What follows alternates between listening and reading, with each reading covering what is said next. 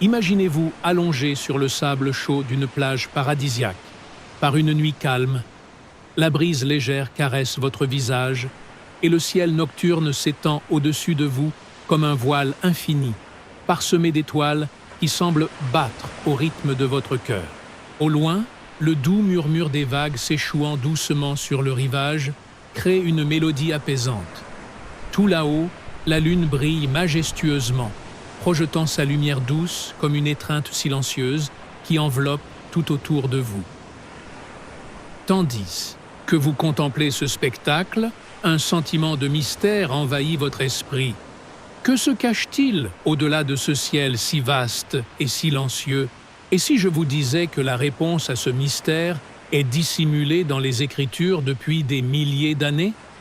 La Bible nous révèle quelque chose d'extraordinaire. Non pas un, mais 3 cieux, chacun contenant des significations capables de transformer votre vision de l'univers et de la spiritualité. Dans cette vidéo, vous serez guidé dans un voyage à travers les 3 cieux mentionnés dans la Bible. Chaque réflexion fera partie d'une conversation détendue, accompagnée d'images de peintures sacrées soigneusement sélectionnées. Ce format captivant donnera vie au message, rendant cette expérience visuelle et spirituelle inoubliable. Préparez-vous à élargir votre vision et à renouveler votre foi avec ces révélations puissantes. Restez avec moi et découvrez les secrets des 3 cieux. Laissez ces révélations transformer votre vie et votre foi. Aimez, commentez et partagez cette étude avec ceux qui, selon vous, ont besoin de ce message puissant. Ensemble, répandons lumière et d'espoir. Laissez-moi commencer notre conversation par une question.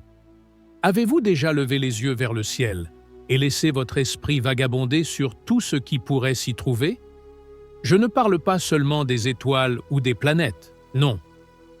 Je parle de mystères, de ceux qui font battre votre cœur plus vite et embarquent votre imagination dans un voyage sans fin.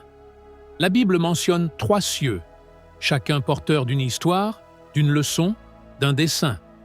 Commençons par le plus simple, le premier ciel. Celui-ci, vous le voyez tous les jours.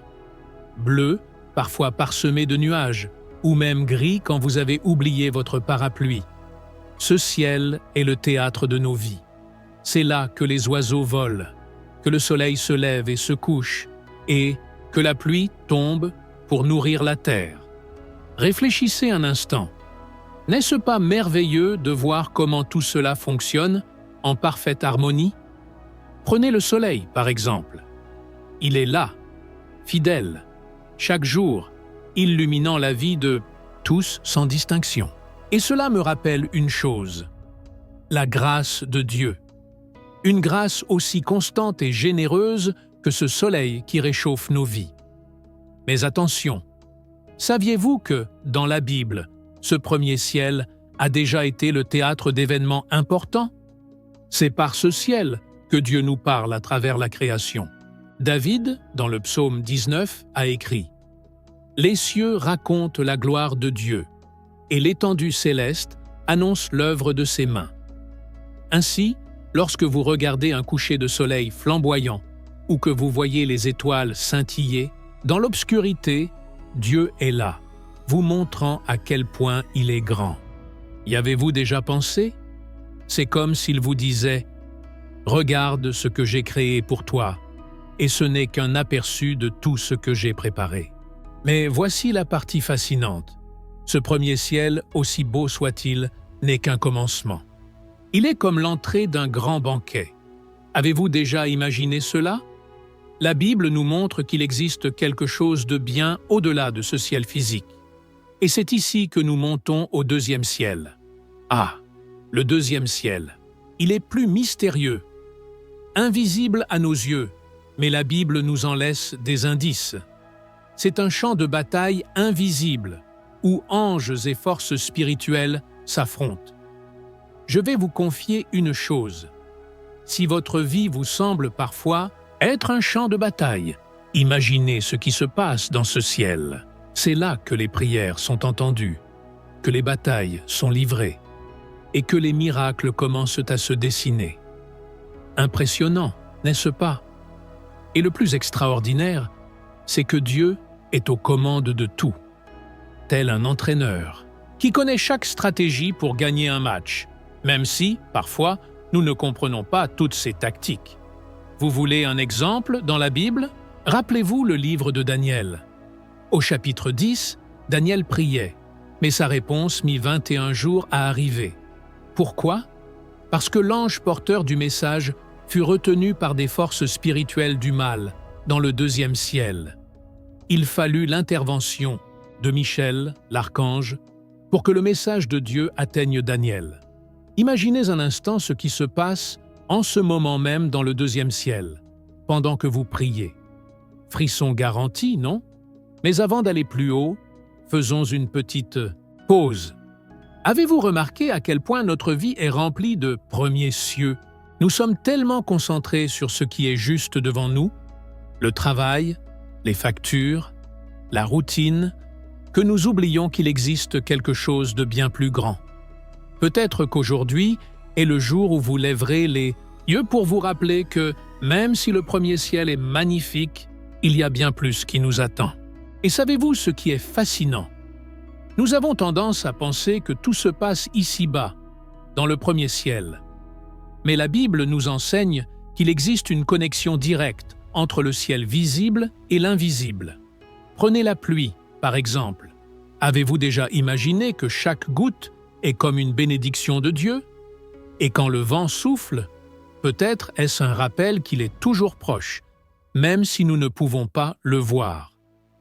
Ces détails du premier ciel sont comme de petites lettres d'amour que Dieu nous envoie. Et ainsi, nous arrivons à un moment crucial. Devons-nous continuer à ne regarder que ce qui est visible ou oser aller au-delà? Cela nous mène directement au troisième ciel. Mais doucement, ne nous précipitons pas. Prenons le temps de monter chaque marche, car ce voyage est fait pour être savouré, comme un bon café lors d'un matin frais. Maintenant que nous comprenons le premier ciel et avons entrevu le deuxième, montons un peu plus haut. Mais avant cela, laissez-moi vous poser une question. Avez-vous déjà essayé d'imaginer à quoi ressemble le ciel où Dieu habite? Pas le ciel que nous voyons en levant les yeux, mais cet endroit décrit comme la demeure divine? Rien que d'y penser, cela fait battre le cœur plus fort, n'est-ce pas? Eh bien, c'est cela, le troisième ciel, le sommet de la création de Dieu.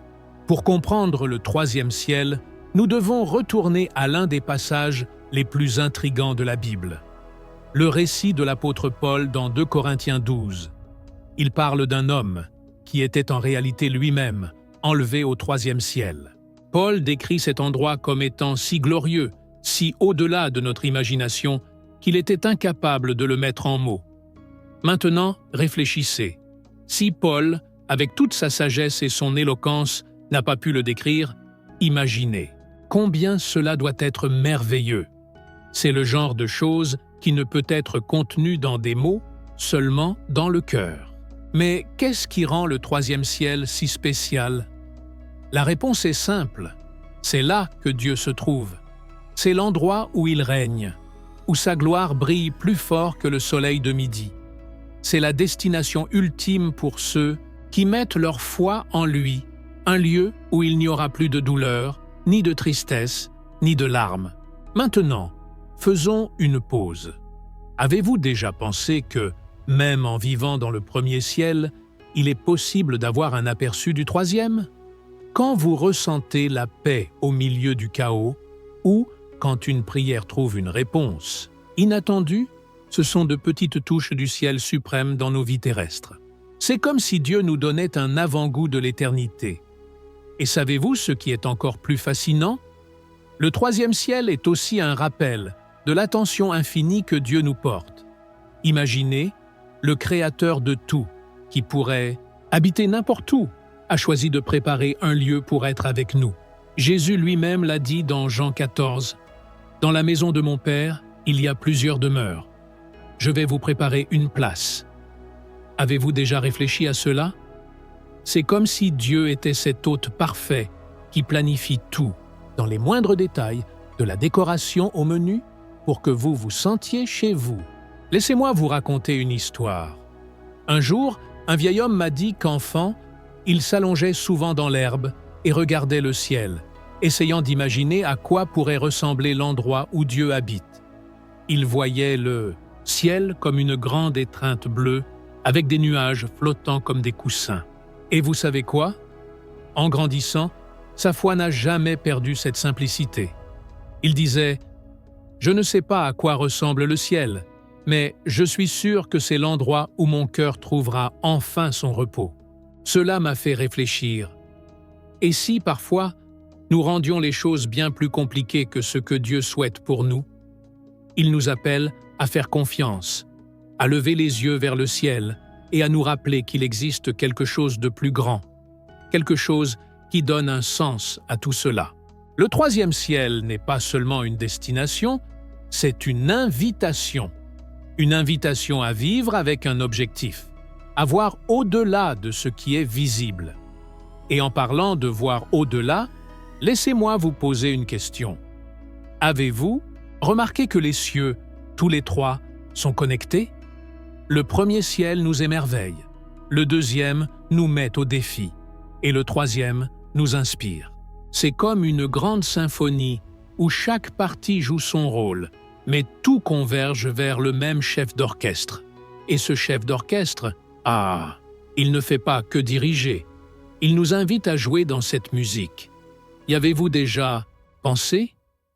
Chaque fois que vous choisissez de faire confiance, de prier ou simplement de remercier, c'est comme si vous jouiez une note dans cette mélodie divine. Alors, qu'avons-nous appris jusqu'à présent? Que le premier ciel nous montre la beauté de la création, le deuxième révèle les batailles spirituelles, et le troisième nous donne l'espérance d'un avenir glorieux. Mais ce n'est pas tout. Il y a encore beaucoup plus à découvrir. Êtes-vous prêt à plonger encore plus profondément dans ce voyage? Savez-vous ce qui me fascine à propos du troisième ciel? C'est cette promesse d'un lieu parfait, éternel. C'est comme un endroit que nous ne pouvons pas entièrement imaginer, mais que notre cœur sait être réel. Et vous savez ce qui est encore plus extraordinaire? La Bible dit que ce ciel est un lieu préparé pour nous. Ce n'est pas une idée vague, ce n'est pas un peut-être, c'est une réalité, aussi concrète que l'air que nous respirons. Maintenant, réfléchissez un instant. Si Dieu prend le soin de préparer un lieu pour nous, qu'est-ce que cela révèle de l'attention qu'il porte à chaque détail de notre vie? En parlant de détails, laissez-moi partager une curiosité. Vous avez entendu parler de la vision d'Étienne dans Acte 7? Alors qu'il était lapidé, dans ses derniers moments, il a eu une vision des cieux ouverts. Il a vu Jésus debout, à la droite de Dieu. Maintenant, imaginez cela. Jésus, le roi des rois, debout. Pas assis sur son trône, mais debout. Comme s'il était prêt à accueillir Étienne. Pouvez-vous imaginer cela? N'est-ce pas bouleversant de penser que Dieu est attentif à chacun de nous, même dans les moments les plus difficiles? C'est le troisième ciel qui se connecte directement à notre réalité. Mais attendez une seconde, revenons un peu en arrière. Avez-vous remarqué combien les cieux que Dieu a créés sont parfaitement ordonnés? Ce n'est pas du désordre, ce n'est pas aléatoire.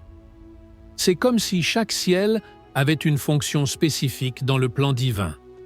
Le premier ciel, celui que nous voyons chaque jour, est la toile où Dieu peint la beauté de la création. Le deuxième ciel est le champ de bataille spirituel, où Dieu combat pour nous, même lorsque nous ne le réalisons pas. Et le troisième ciel? Le troisième ciel est la destination finale, où tout prend sens, où les larmes sont essuyées et où la paix est éternelle. Et savez-vous ce qui m'intrigue vraiment? À quoi pourrait ressembler cet endroit?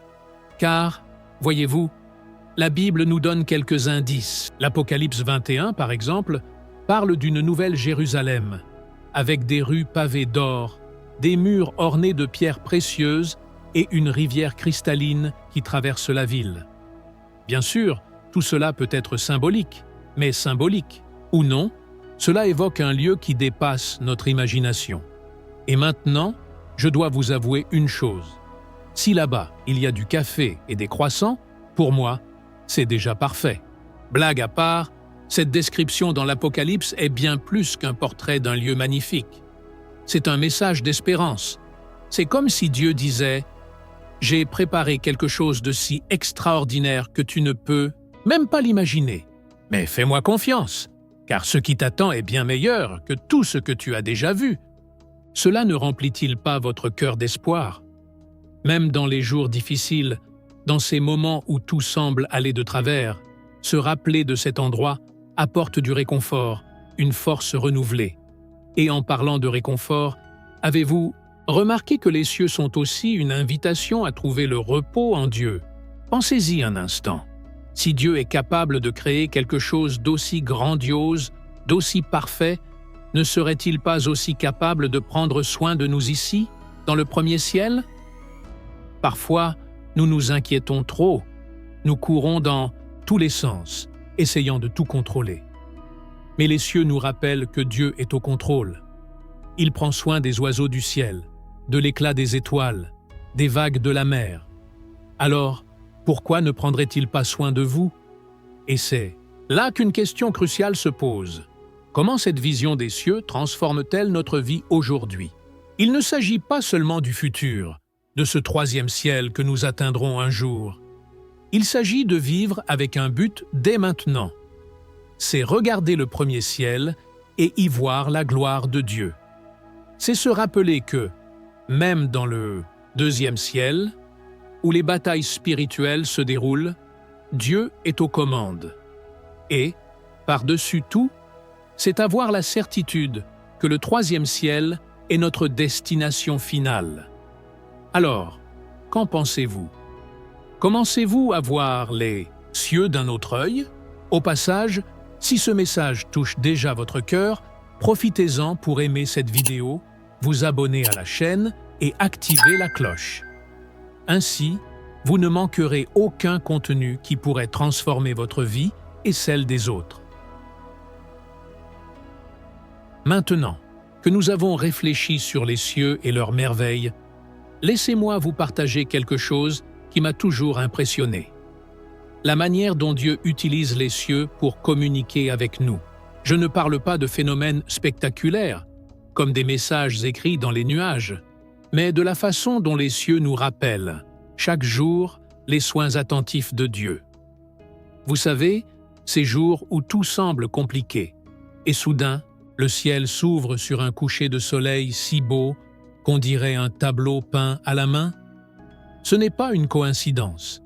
C'est comme si Dieu disait « Hé, je suis là. Respire profondément. Tout ira bien. » C'est un message silencieux, mais si puissant. Et savez-vous ce qui est fascinant? La Bible est remplie d'exemples de la façon dont les cieux ont été utilisés pour transmettre des messages importants. L'un de mes récits préférés est celui de la naissance de Jésus. Vous vous souvenez de l'étoile de Bethléem? Celle qui a guidé les mages jusqu'à l'endroit où se trouvait Jésus? Maintenant, réfléchissez. Dieu n'a pas choisi d'envoyer un ange pour guider les mages. Il a utilisé une étoile, quelque chose de simple, de naturel, mais avec un objectif divin. C'est ainsi que Dieu agit. Il utilise ce qui nous entoure pour nous rappeler qu'il est présent. Parfois, c'est une étoile dans le ciel. D'autres fois, c'est ce mot qui arrive au bon moment, ou une étreinte inattendue qui nous fait sentir accueillis. Et en parlant de ciel étoilé, saviez-vous que les étoiles sont parmi les éléments les plus mentionnés dans la Bible?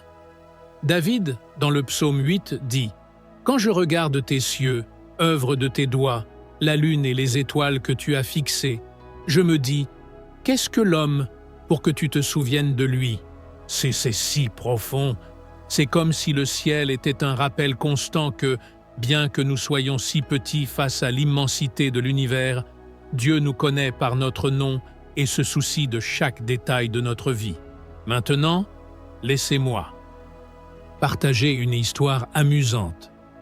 Quand j'étais enfant, Je croyais que les étoiles étaient des trous dans le ciel, par lesquels la lumière du ciel de Dieu passait. Je passais des heures à regarder, essayant de trouver la plus grande étoile, pensant que c'était une fenêtre VIP, pour espionner ce qu'il y avait là-haut. Aujourd'hui, bien sûr, je sais que ce n'est pas le cas, mais, d'une certaine manière, je n'avais pas totalement tort.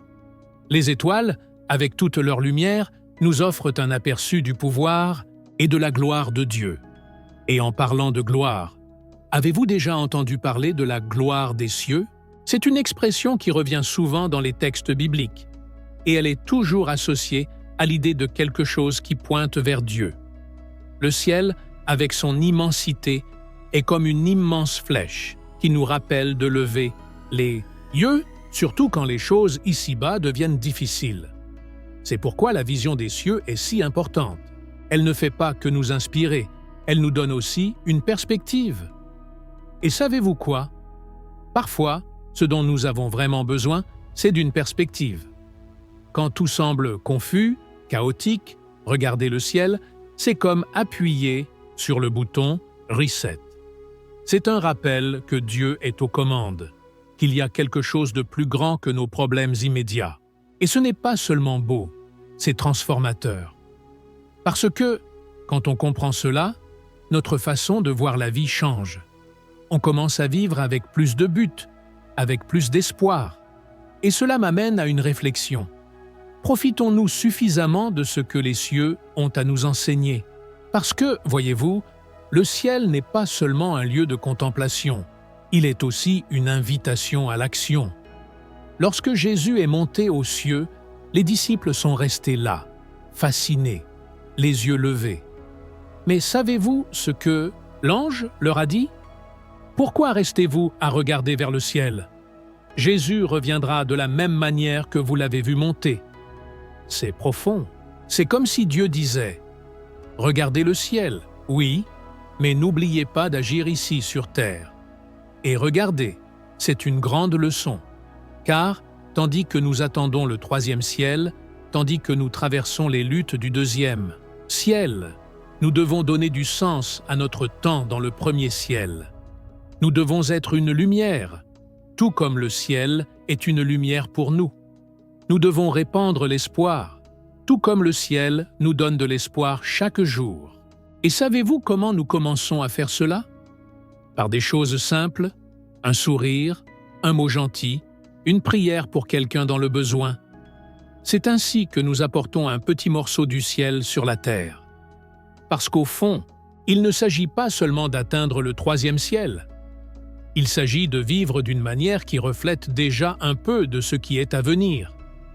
Et maintenant, laissez-moi vous poser une question. Que ferez-vous de tout ce que vous venez d'entendre? Car la grande beauté des cieux ne réside pas seulement dans leur contemplation, mais dans la manière dont ils peuvent transformer notre façon de vivre. Ensemble, répandons un peu de ce ciel partout où nous allons. Si vous êtes arrivés jusqu'ici, vous avez sûrement compris que les cieux sont bien plus que quelque chose de beau à admirer. Ce sont des messages vivants de Dieu, nous appelant à quelque chose de plus grand. Et savez-vous ce qui est fascinant? Quand nous comprenons la signification des trois cieux, notre perspective change complètement. La vie ne se résume plus à ce que nous voyons avec nos yeux. Elle devient ce que nous ressentons dans notre cœur et croyons avec notre âme.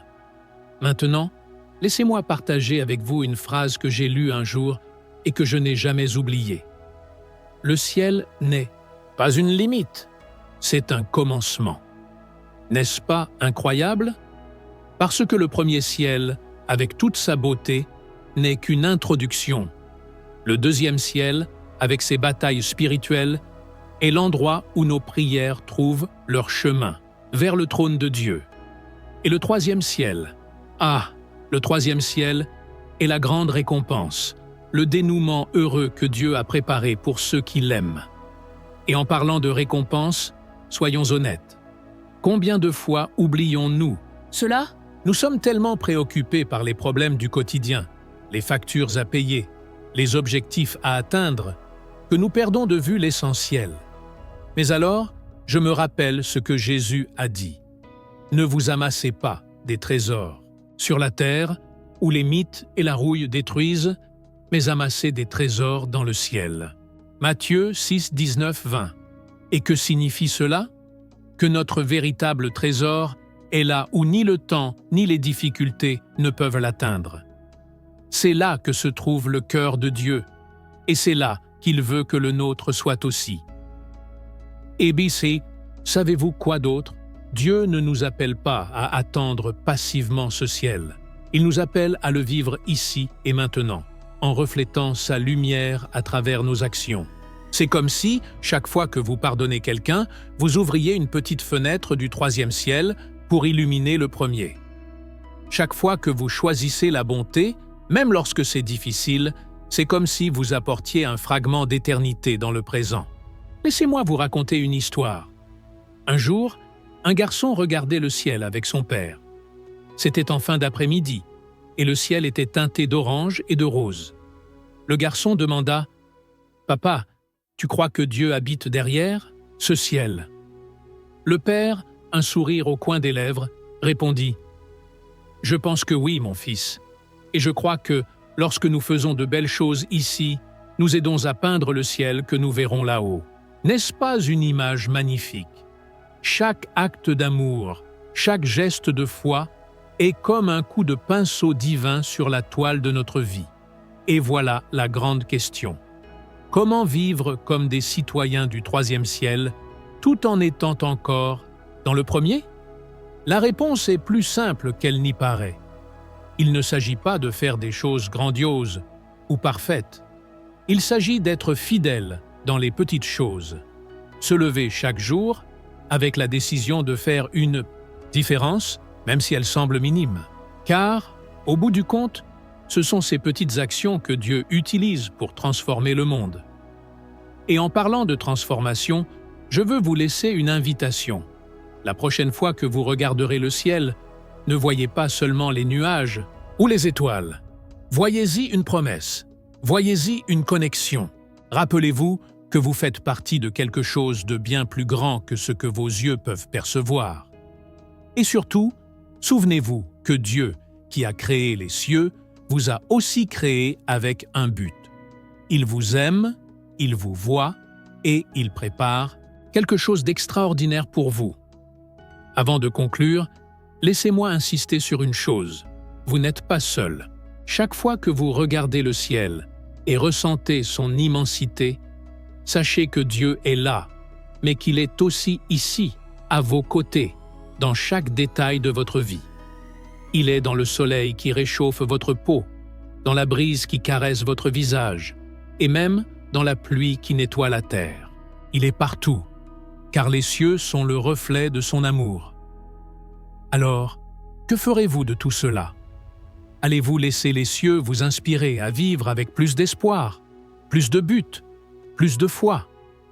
J'espère que oui, car lorsque nous vivons avec le ciel dans notre cœur, tout sur terre prend un nouveau sens.